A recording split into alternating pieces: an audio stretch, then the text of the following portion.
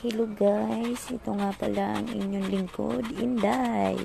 Char, hindi po ako Bisaya, pero mas bet ko mag-Bisaya.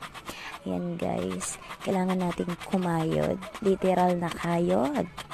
At dahil tayo magagata ng sinantulan. Alam nyo yon? Sinantulan, as in, santol. Hindi, joke lang. Yung iba kasi hindi familiar sa sinantulan. Ito nga po pala yung kinayod na santol na gagataan.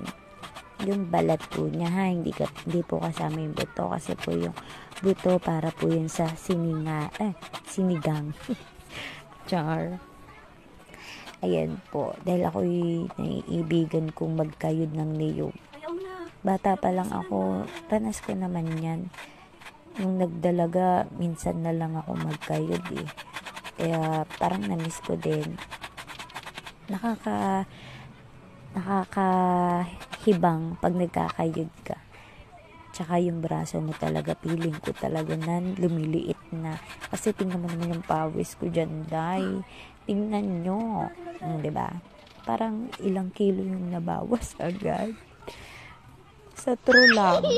Ang hirap, guys. Char.